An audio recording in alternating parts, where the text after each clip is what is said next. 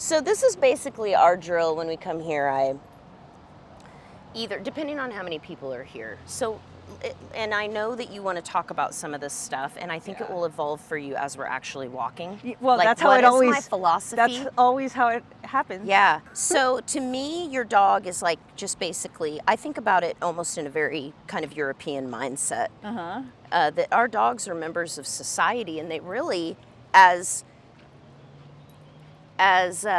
well, some people would place humans above dogs. And I think I would probably be in that category of person. If there was a dog drowning in the river or a child, I'm getting the child. Yeah. That's just my decision as a person. Some people may choose something else. So if we agree even that dogs are equals and they can be out in society, then we would do much better to have them know what the rules of society are, because they are smart and they can learn. Yeah.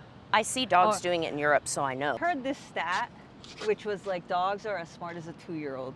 And I'm like, everybody says that, and I just don't. I will tell you. Some, maybe. Yeah, some. Yeah, I'm like some, but I could tell you my dog has blown that out of the water. Like some of the stuff that and not only him, I've seen other dogs like with enrichment and just.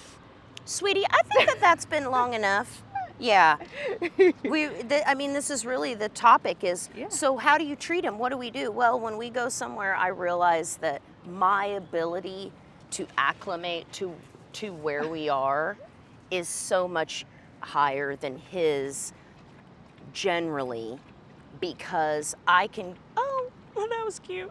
I can get out somewhere and be like, oh, wow, there's a lot of people here today. Or, oh, there's not a lot of people here today. The vibe is a little different.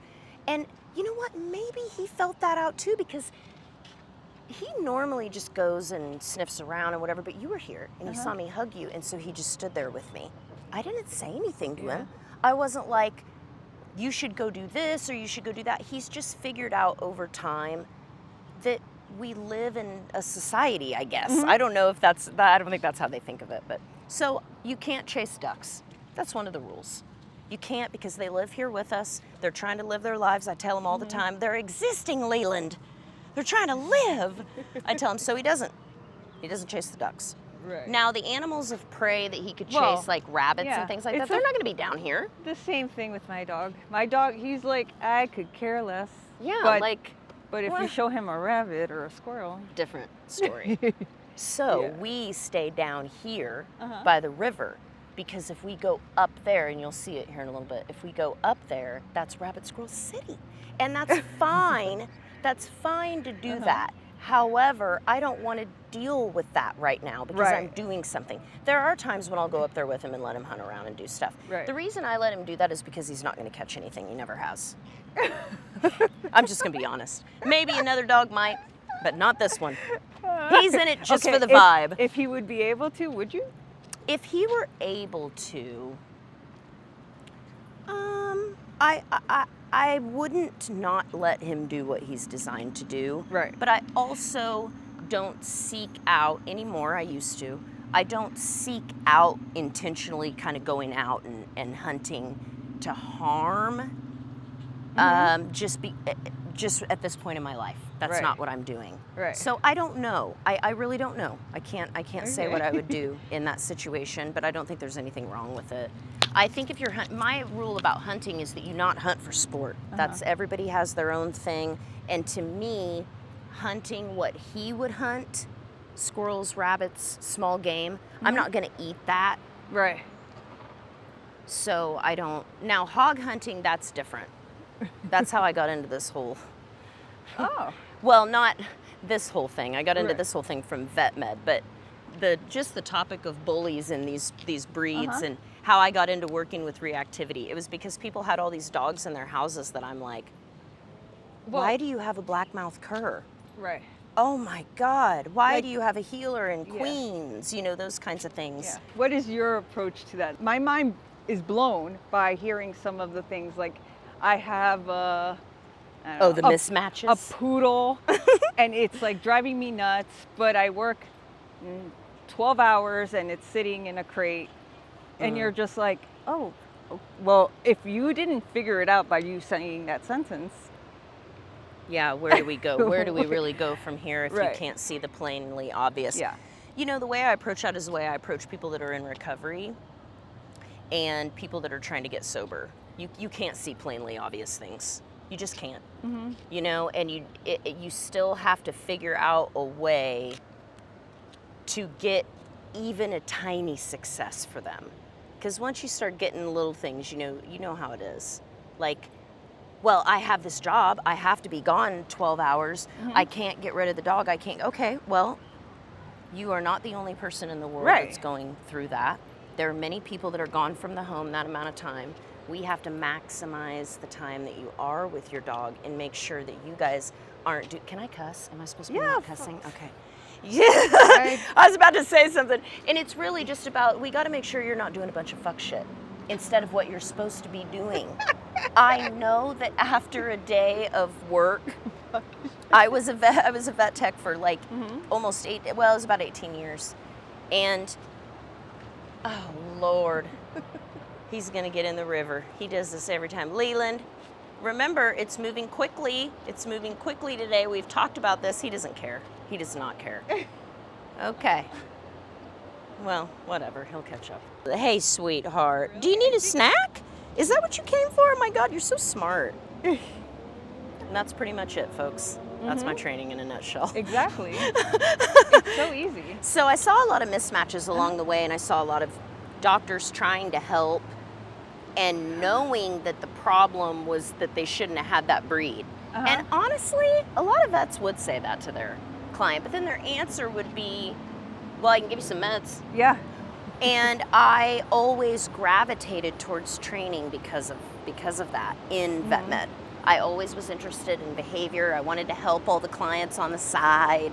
You know, I trained a lot of their dogs, and always it was big breeds in the hands of people that really loved that breed and wanted to highlight the best of it, but found themselves very quickly overwhelmed, handicapped, all the things. Yeah.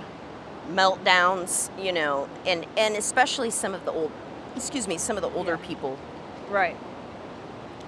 Especially the older people. Just, you know, they'd love Dobermans or something like that, and they'd had them for years, and then they realize, like, wow, this isn't. It isn't what it used to. It isn't what it used to be. That's for sure. Sweetie, yeah, okay. And a lot of redirection. Tons. You're just. Okay, so the other day somebody told me I had a really good metaphor, and I want to share it. So when we first were walking up there, and I said I treat him like one of my friends. Well, I do. So if you and I were, let's say we're in a store and we're shopping, and we're trying to shop, like we're going down this little, you know, we're on the avenue. We're going in stores. We're doing our thing.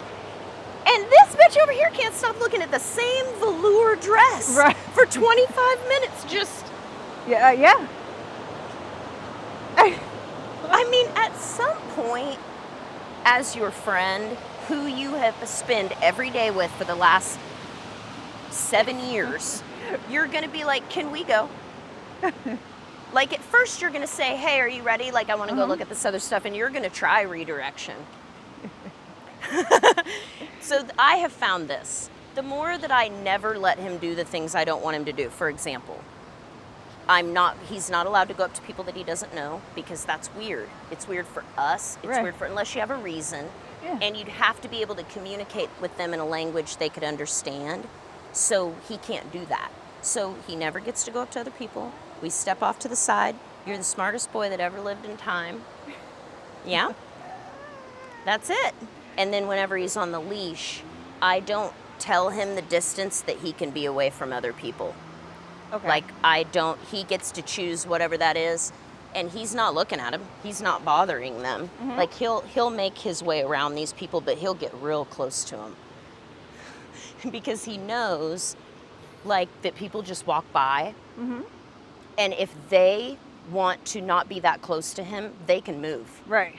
Just like if I were determined to walk down this path and I had a reason, let's say I needed to turn, let's say I wanted to sit and do something on the river right here, well, I'm not going to move out of somebody's way to go over there. I'm just going to stay on my path. That other person is going to see that I'm not moving, and they're going to step out of the way for me. It just normal, basic concepts would change the way people thought about their dogs. I know that my dog's going to want to stop at every single one of these, but now he has the leash on. Now he kind of knows, like, oh, well, we're walking now. I'm not just off leash and can do whatever I want. Like, he knows. But he'll still try to do it. If he tries to do it too much and he's being a weird friend, I'm going to say something about it. If he's doing it an acceptable amount, I'm not going to be a bitch about it because I want him to have fun. I want him to look at that velour dress. I want him to look at that. You're a nice friend. Suit. I'm a nice friend. Yeah, it's not always about me. But there was a time where it was always about me. And it destroys relationships. What's happening? Okay. It just destroys your relationships when it's all about you. And so I remind people often, see, this is an area that we always stop at. Here, sweetie, wait. Oh, God, don't go in there. That's nasty. That's a yuck. Remember, and not in there. And not in there. Oh, God, please don't. Say, hey, sweetheart, come on. Yeah. It's just screaming lepto. If it's safety, we're getting you out. We're getting him out. There could be snakes. All right, good job, buddy.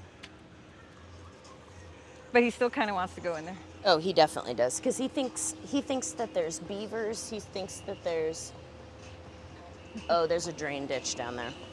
I mean, you can go in there if you want to. I'm just saying, I think that there's snakes in there. Okay. You know,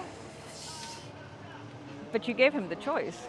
I mean, I was really worried about it there for a minute. I mean, look at it. No, not him. I was worried about, like, what if he does? What if there is a snake in there? I'm normally not worried. Yeah. But it looks sus. Yeah, it's like, that looks gross. Yeah. Free. He's going to do it.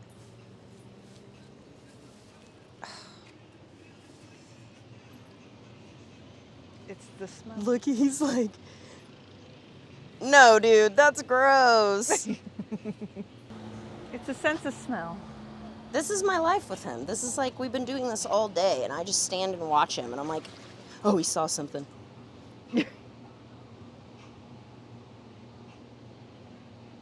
And so I don't want to come down in there and get you. And I'm starting to have a sinking feeling. He's like, come maybe on, there's a beaver in here. Come on. You're such an asshole sometimes. God. That's how I like my friends. Slightly stubborn. Yeah. Doing their own thing. All right, buddy, come on. It's realistic, though.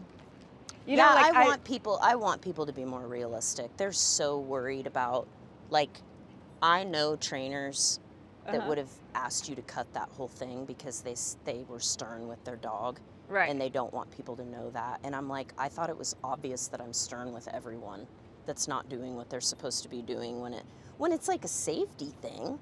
Or like if you and I were just out here and we're like, hey, let's go fuck around by the river with no time limits and no agenda. We could have sat there for a little bit longer, no big deal. But we're like doing something, so we need to go. You know, just like any other, it's if people were realistic and were like, what if I just went out with my dog and we just chilled together? Like, just like a friend. And I treated it just like a friend, and I didn't make it all about myself and that I wanted my dog to heal and that I needed him to, like, another thing that I find myself doing is I'll say something to Enzo, and if he doesn't do it immediately, in my soul, I'm like, it's a sign of disrespect, which is illogical and stupid and selfish. But it's my go-to fault of, you didn't do it immediately. Yeah. Oh God, there's a breakdown in the training. Oh God, there's a, you know, and then I start over-analyzing something as simple as, maybe that pile of poo smelled really good. Right. You know, he's a dog. He's thinking happens. His own thoughts. He has his own feelings and thoughts and things he thinks about what might be in that river. You know, and he smells things that you and I can't even possibly smell at all, and I'm smelling a lot right now. So like right here, if there's a person coming, I just obviously go stand near him. So that person knows that I'm not just off willy-nilly with some dog that doesn't listen, that's running around off leash. Right. Like, people don't, I think that's really what bothers people more. Do you have to make a poop? Okay, go ahead. He's like, should I right here? Are you talking? I think that's what is so off-putting to people. I don't think off-leash dogs really actually bother people. I think it's when they're out of control. Right. And they're doing, I'm telling you right now, that lady with that Czech wolf dog, or those Czech dogs that look like wolves, I'm not sure what they're. Wolf dog? Yeah, that's probably what they're wolf called. Wolf dog, yeah. I mean, can you imagine wandering the streets of Paris with a dog that large? Mm-hmm. And it's just off lead, making its own damn decisions. And they're all good ones. You know, like, it's just fascinating to me. And I can do that with my dog. I just legally cannot do that with my dog. Mm-hmm. There's some cities I can do this with them. Sometimes.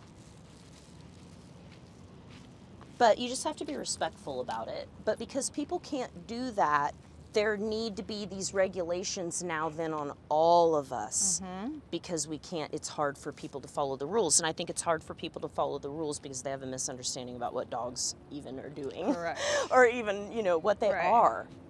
And so this, I think, will help people get a better perspective. Think about your dog like your friend. Think about the fact that you are a stakeholder, your dog is a stakeholder, and that all of these people around you in the environment, they also matter too. Mm-hmm. You don't have the right to make them afraid. Right. I don't have the right to make you afraid. Like, I've seen people straight up fear when they see him off leash like that. Right. And I immediately put his leash on. And I'm like, that's okay. I will put his leash on if it's making you uncomfortable. And he's not doing anything. He's not by him, or he's not. But I can see it in their eyes, and it just breaks my heart. I just want people to see him and think, oh, wow, that's cool. Right. Like, he's just like out here like the rest of us, just living life. Sweetie, yeah. Has anyone ever told you, with the stigma of bullies and pitties and all this stuff, like he's aggressive or anything like that? Have they accused him of being that, or have they? Well, they just look at him and they're like, I would say the most common question people ask that are slightly older. So let's say my older millennials and up. Mm-hmm. They ask, does he bite? Yeah. And I used to take offense to it. I think it's hilarious. I used to take offense to it, and now I'm like, not unless you run at me with a baseball bat. Right. And they laugh, and then they want to pet him. The younger people, younger millennials and Gen Zers, they're like, gonna pet that dog. I can't, you know what I mean? Yeah. They're like, they love it. They love seeing him out. I love being out with him because for the most part, people have an incredibly positive response to him because of the way that he is. Mm-hmm. And so it's like they're able to look at a dog like that doing what they perceive to be something really cool, which is not freaking out on everyone or everything. Right. And he doesn't bother them. Mm-hmm. So it's like, when you're not around horses a lot and you have the opportunity to watch them run in a field and you're like, oh my God. Yeah. It's majestic. Mm-hmm. I think it's kind of like that for people. And then if they get to pet him, he reminds them of some dog that they, had. We're going to go this way. Yeah, good job. He reminds them of, some dog they had at some time. He sees that tree stump and his eyesight's so bad he thinks that it's an animal. It's fascinating. To me, bullies do not have great eyesight. Everyone I know. Isn't that funny? Yeah. They don't need to. They just need to see up close. They don't need any other skills for the eyes except what they see right in front of them. Nose is lying. Yeah. I see something. Yeah, absolutely. They're like, I don't know. I know it looks really blurry, but it could be a rabbit. And then they go for it. I love that about them. I'm the same way. I'm like, looks blurry. I don't know what I'm doing. I'm going to go for it. Come on, sweetheart. So I was a vet tech. I saw all these dogs. I had an interest in behavior. I retired as a practice manager. I decided, I'm just going to train dogs full time.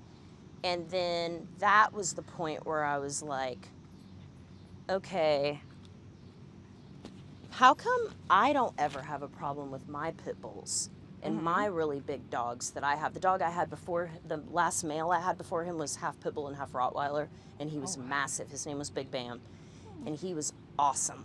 And I was definitely an idiot back then. You know what I'm saying? Like, I have pretty consistently been, you know, just standard idiot for years and years. And I'm like, you know, I'm sure you could be an idiot, but you had common sense. No? Yeah. No, I had nothing. I had a lot of book smarts. Okay. And I had street smarts in relationship to like drugs and the street life scene. But because I was like I was damaged, like we all are, traumatized, hadn't dealt with my trauma, you know, all of the things that we now know as we're growing that we have to do and we have to address. I was doing all of those things like to my dog, like the dogs that I had at that time. You know, they weren't getting what they needed because I wasn't getting what I needed. They weren't getting, oh, what's going on? Remember how I talked about we weren't going to do rabbit hunting? Yep, come on. That was cute. I saw you almost get away with it. Let's go. You get to see their personality when it's like this, you know? Like, you get to see that they're a little cheeky. Yeah, he was thinking it. Yeah, he was like, she's not listening, she's talking, they're probably going to stop. And, she got me. I like it. I like that he tries. It shows me that he's not afraid of me. Right. He's not afraid of me. He does what he wants. I just have to get him to cooperate with me because society, it looks a little bit different in the country. In the country, I really don't say very much to him because there's not really, I'll just walk off. There's no one around. I mean, he'll find me, you know, soon enough. But here, you know, he does a pretty good job. So I had Enzo when I oh, okay, he's ready. I had Enzo when I started Tulsa Pack. I already had him, so that was great because he was there to like be this sort of not mascot because that cheapens his role, but he was like my muse. Yeah. You know, where I had to face myself. I had to face myself. It was terrible. It was like facing yourself in recovery when you realize that the way that you train your dog is like awful. Not awful. I mean, not in alignment with your moral code at that time. I could say like I have this eye problem where when it's too much light, I can't see. Oh God, I'm so sorry. No, and I'm worries. like, let's go to the brightest place in the city. No worries. No, I'm used to it. I mean, for a second. I've lived with it for what, like so over you 10 just years. Adjust, yeah. So I adjust. It's only one eye, and so when I was trying to get Yanko to become a service dog, I met with a trainer who I love, but she was kind of like, "You're doing things wrong," and I kind of love her for that. So and she was able to tell you, like, in a loving way. How long do you think it took? Was it just right away you felt a connection with her, or did it take some time for her to get to know you, or did she already know you? So no, she didn't know me. Okay. What was it that made you listen to her? What was it in her? So I always record. That's something that I've always done, is like record my sessions with my dog, like training. And she was just like, do you notice that you do this when your dog is communicating? Yes, sister. Oh, I love that so much. That's what I do too. Because you can't refute it. Right. You can't refute it. You point out the game tape. Yeah. You show them the game tape every single time you do your jump shot. You are dipping your arm down, and then they can see it. Yeah. Yeah. I had a client like that recently. She's in one of my courses. She's in the multi-dog household course. And she is a loving, kind, generous, intelligent, compassionate human being. And finally I was able to show her. I had to wait though. I had to wait until there was enough times of her doing it that it would make sense what I was saying. And I said that to her. Go back and look. Do you see how much you demand obedience for everything that you're doing? And she was like, oh. Yeah, when you see it back, you're like, disgusting. Yeah, and I'm like, it's okay. We're coming out of an era in this collective consciousness that we all have, that we all share, where we're all realizing that we don't want to necessarily do things the way it was done in the past, but they were doing the best that they could too at the time. One of my favorite trainers ever in the world is a guy named Roddy Reynolds, and he's a Georgia guy that trains gun dogs. And he used pressure and praise, and that's who I always would follow and learn from, because he had YouTube videos like 15 years ago and you could watch. And I really liked the guy, and I still to this day like him. But that would be frowned upon, because it was a long time ago. Like, that's what they were doing. And so I just want people to always remember that what we're doing is going to be frowned upon at one time. You know, we're going to be seen debunked. Or debunked, or we're going to be seen as the old farts, you know, or we're going to be. And so to be a little bit more kind about the people that were before us, because they really were doing, you know, the best that they could, most likely, just like we are. And they, just like us, really loved dogs too, and they devoted their lives to it too. And so it stands to reason that they would have been, some people would have been really pushing the boundaries of this journey that you take as a trainer, the dark night of the soul. When you have to face yourself and you have to question, just because it's this way, is it the way that I want to do it? And if that's not the way I want to do it, what do I do? Yeah. Who do I go to? Where do I turn? And so now we're coming into a time where there's many, many mentors, and there's access to that we have to them, where before you kind of just, is there somebody in your town? You know, fingers crossed, hope they'll talk to me. And they never would. You know, you couldn't get in the club. You couldn't, and now we just have like all this access to each other. Right. It's just beautiful. Yeah, I love it. And I think, like, you could get from multiple trainers. Yeah. Something that might work for my dog might not work for your dog. Yeah, I love that.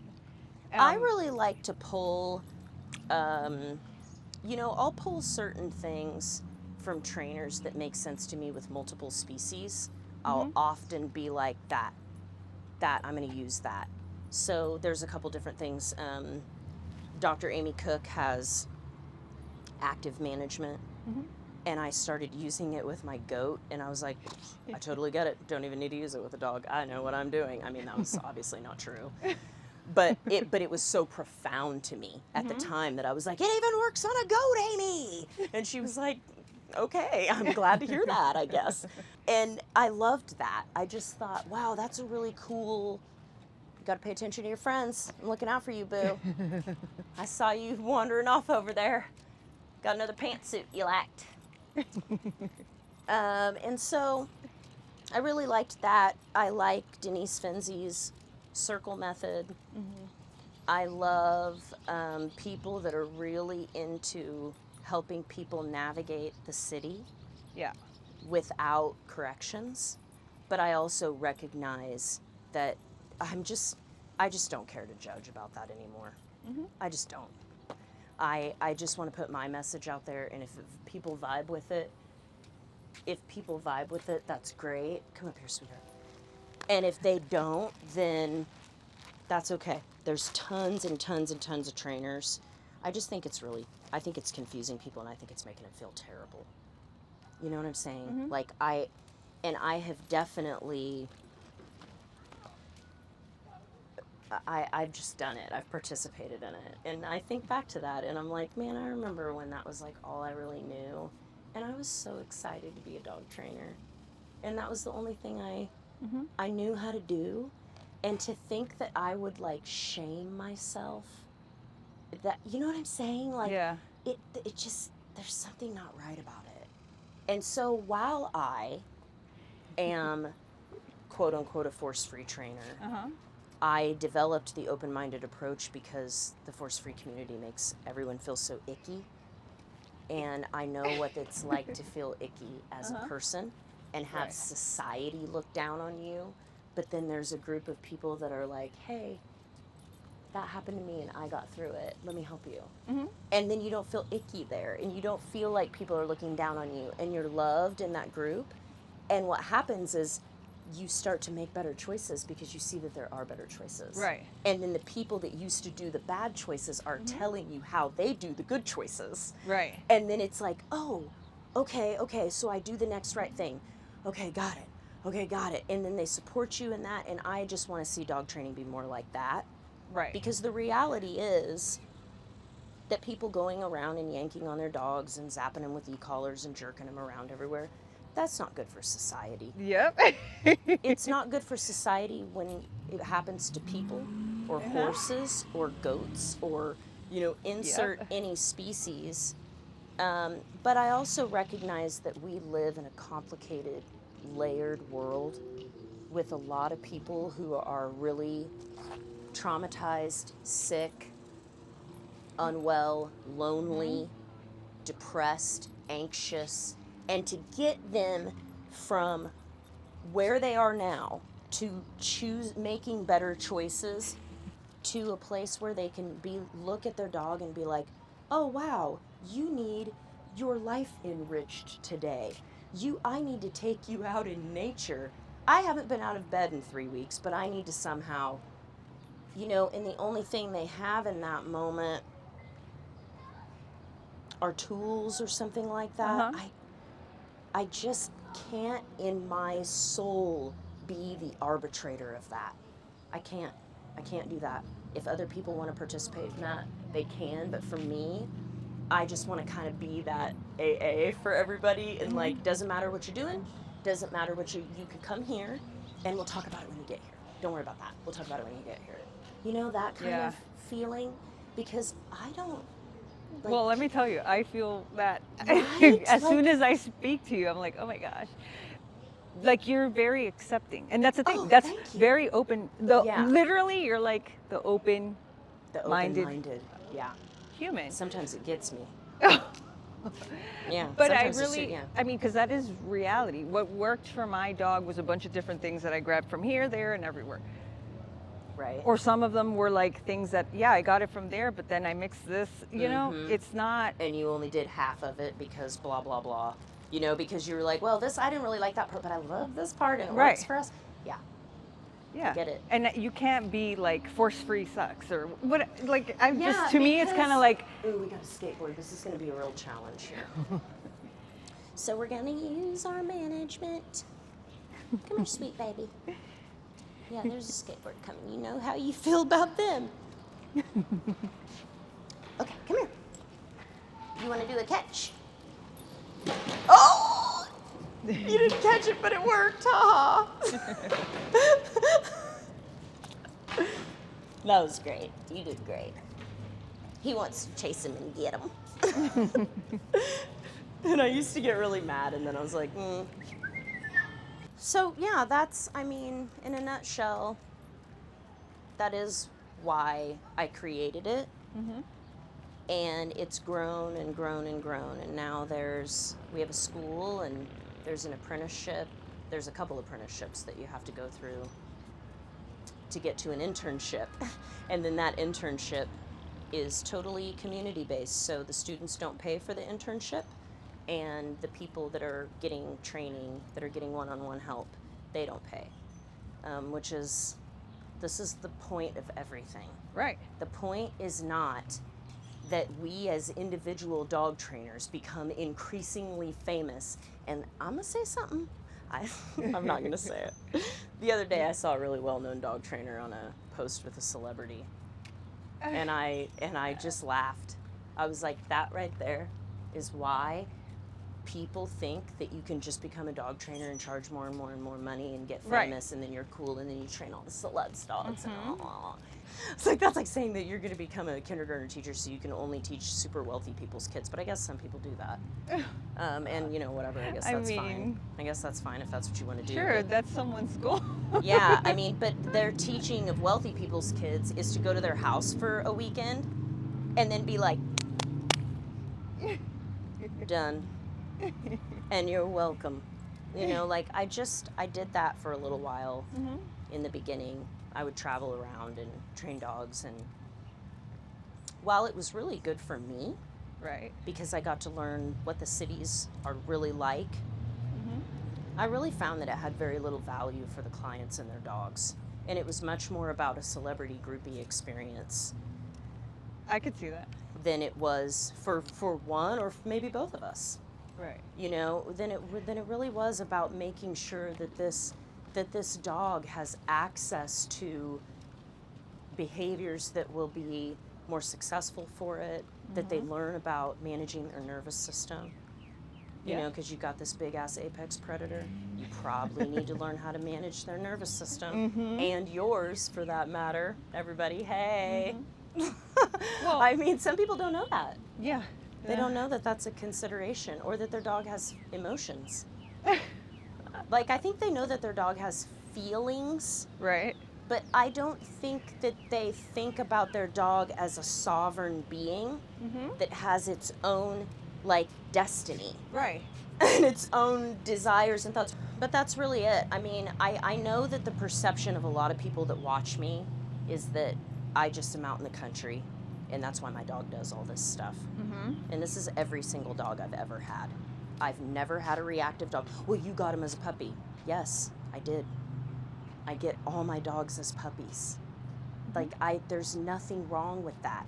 There's nothing wrong with, for example, I think, like let's do an equation. Is it more honorable to rescue 5 dogs that you don't take care of and contribute to the problem? So I mean, I don't know how it is here, but in Miami-Dade, where I'm from, I mean, they're going to close the shelter. They're not going to allow. Oh my God! And because LA that's is really outrageous Yeah. too right now. They're saying the same things. Right, and so to me, I agree with you. I mean, there's multiple problems. There's lots of them. Yeah. There's, you know, rescues that I have a friend who has 6 huskies. 4 are hers, and she takes really good care of them. Yeah, I know a lady that has 8, and they like live like kings. Right.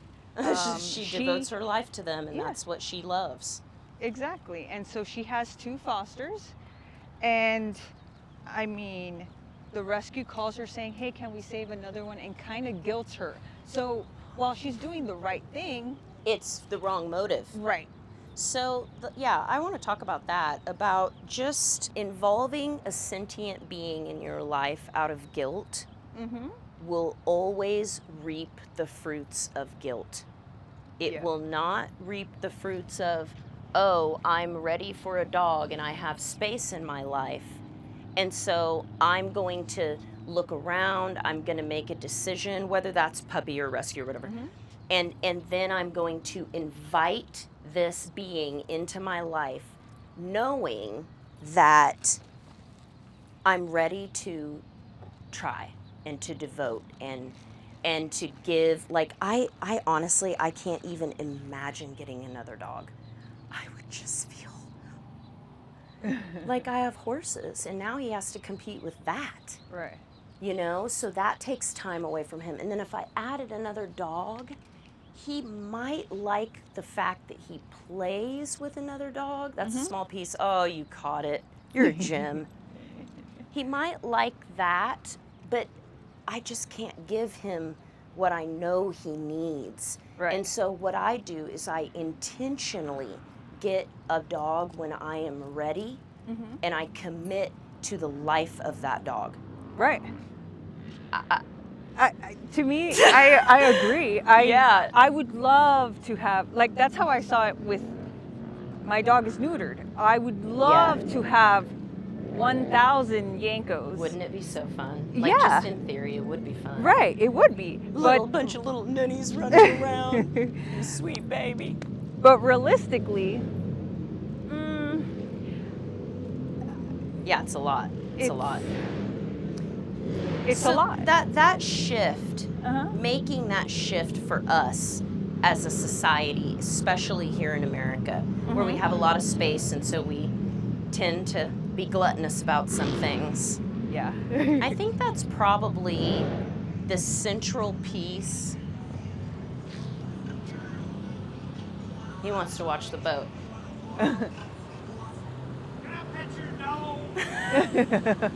Well, well, well. Sir, you're a man of the town, a man of the people, a man of the river. He's a little sweetheart. Going to Europe really changed a lot for me because I could see there was this completely other style of living, and it was completely in line with the way that I lived with my dogs, and it was finally the answer for me that I'd looked for all those years. Why is it working for me, but it's not working for other people? What is the difference? What am I doing? You know, right? Because I was like, I'm really not that special. I'm not doing nothing. I mean, I'm throwing food on the ground. Like, it can't be.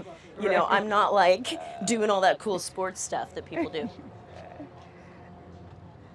Yep, just needed a little longer of a look.